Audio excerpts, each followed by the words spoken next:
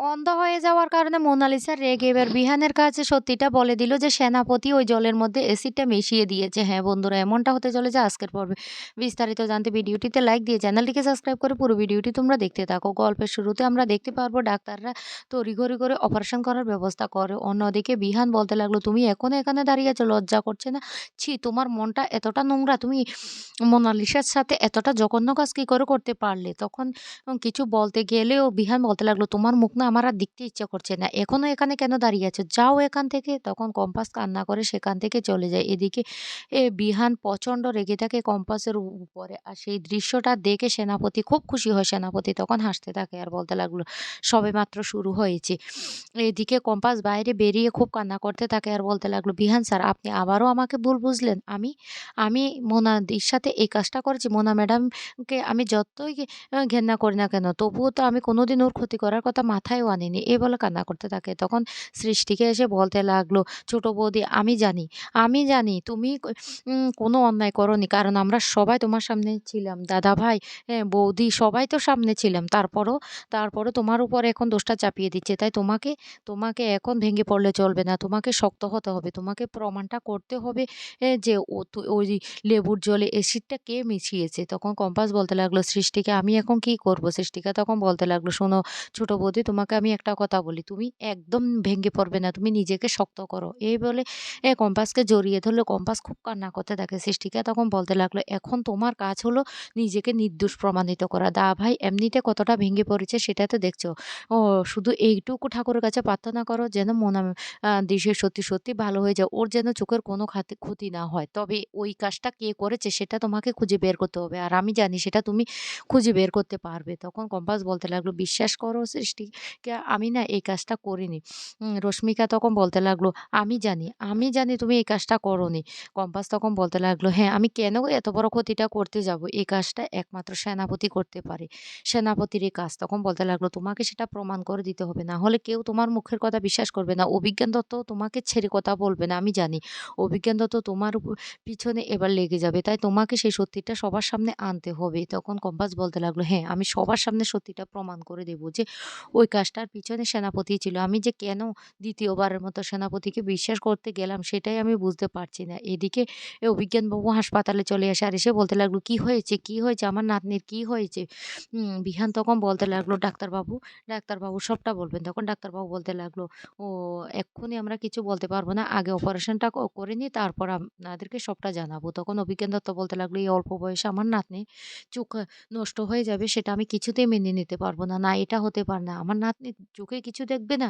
এটা তো হতেই পারে না।" আর তখনই কম্পাসকে দেখে ফেলে। আর কম্পাসকে দেখে কম্পাসের উপর প্রচন্ড রেগে যায়। রেগে গিয়ে বলতে লাগলো, "তোমাকে তো আমি ছাড়বো না। তোমাকে আমি পুলিশ দেবো। অলরেডি আমি পুলিশে খবর দিয়ে দিয়েছি। এবার পুলিশ এসে তোমাকে এখান থেকে টানতে নিয়ে যাবে। তুমি আমার নাতনির চোখ দুটো অন্ধ করে দিয়েছো কেন? আমার উপর হিংসে করে? না, আমি তোমাকে আর ছাড়বো না। তুমি আর হিংসা আমার উপর যতই থাক না কেন?" আর তখনই সেখানে চলে আসে এ ঋতুজা, মুক্তি, এমনকি অখিলেশ। আর মুক্তি তখনই ঋতুজা বলতে লাগলো, "এটা তো হবে না।"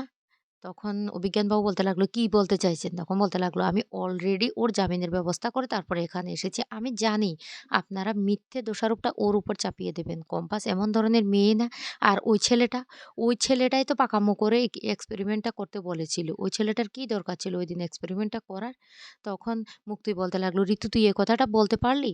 অভিজ্ঞানবাবু তখন বলতে লাগলো, "আপনি কয়দিন কম্পাসকে বাঁচাবেন?" তখনই ঋতুজা বলতে লাগলো, "যতদিন আপনারা আমাদের পরিবারের উপর চক্রান্ত করবেন ততদিন আমি ওকে বাঁচাবো।"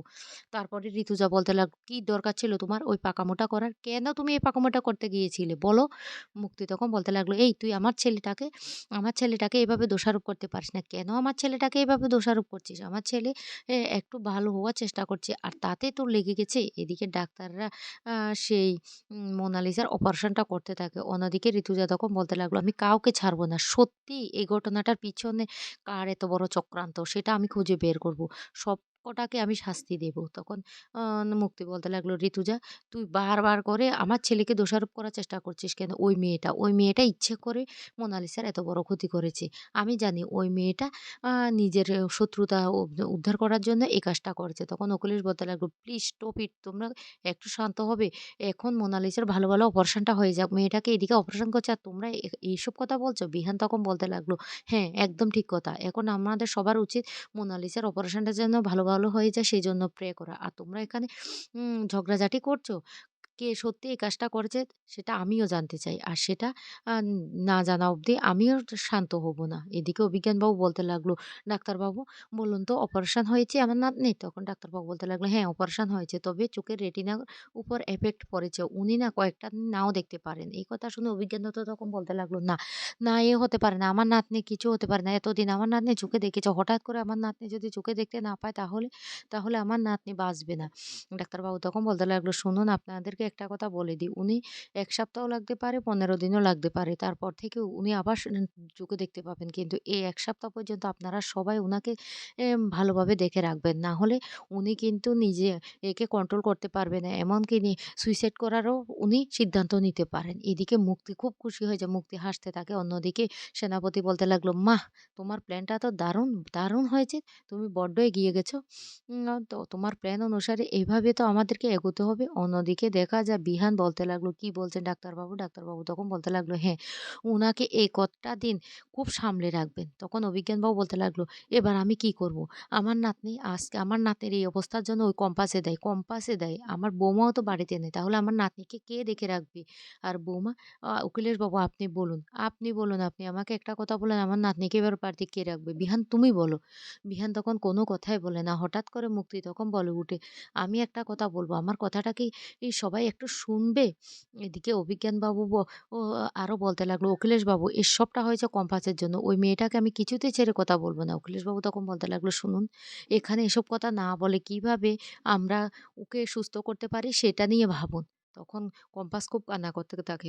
ঋতুজা তখন কম্পাসের কাছে এসে বলতে লাগলো, "এভাবে ভেঙে পড়ছিস কেন? এভাবে ভেঙে পড়লে তো চলবে না।" এদিকে অভিজ্ঞান দত্ত চলে যায় মোনালিসার কাছে দেখা করতে। মোনালিসা তখন বলতে লাগলো, "দাদু আমার চোখগুলি ওরা বেঁধে রেখেছে কেন?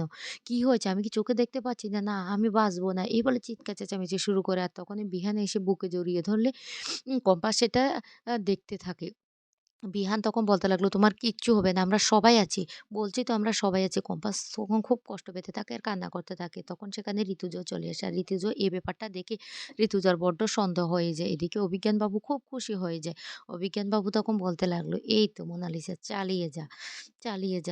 কম্পাস তখন বলতে লাগলো, "মা তুমি এখানে?" তখন ঋতুজা বলতে লাগলো, "কম্পাস আগে আমাদেরকে সত্যিটা প্রমাণ করতে হবে।" অন্যদিকে দেখা যায় মুক্তি তখন অভিজ্ঞানবাবুকে বলতে লাগলো, "অভিজ্ঞানবাবু আমি একটা কথা বলি। আমরা কম্পাসকে আমাদের বাড়িতে নিয়ে যাই। আপনাদের বাড়িতে তো দেখার কেউ নেই। তাই আমরা সবাই দেখতে পারবো।" ঋতুজা তখন বলতে লাগলো, "আমাদের বাড়িতে?" বিহান তখন বলতে লাগলো, "হ্যাঁ মা, আমাদের বাড়িতে নিয়ে গেলে ভালো হয় মোনালিসাকে। আমাদের বাড়িতে তো সবাই আছে। সবাই মিলে ওকে দেখতে পারবে।" তখন এই কথা বললে বিহানের কথা শুনে তখন ঋতুজা বলতে লাগলো, "তুইও বলছিস বিহান? ঠিক আছে, তুইও যখন যেহেতু বলছিস তাহলে নিয়ে যাওয়ার" এই কথা বলতে কম্পাস তখন বলতে লাগলো, "মা একদম বাধা দেবে না। হ্যাঁ, আমি কম্পাসে আ বলছি, আমি মোনালিসার জন্য তো অনেক স্যাক্রিফাইস করেছি। না হয় এটুকু করব, মোনা ম্যাডামকে আমি সুস্থ করব।" এদিকে কম্পাস বলতে লাগলো, "আমাকে ওই রেস্টুরেন্টটাতে যেতে হবে। যেখানে পার্টির ব্যবস্থা করছে সেখান থেকে প্রমাণ নিয়ে আসতে হবে।" অন্যদিকে মোনালিসা অন্ধ হয়ে গেছে দেখে নিজে খুব কষ্ট পেতে থাকে। তারপরে মোনালিসা বিহানকে বলতে লাগলো, "বিহান আমি একটা সত্যি কথা বলব। আজকে আমার চোখের এই অবস্থার জন্য দায়ী হলো সেনাপতি। সেনাপতি আমার জলের মধ্যে এসিডটা মিশিয়ে দিয়েছে।"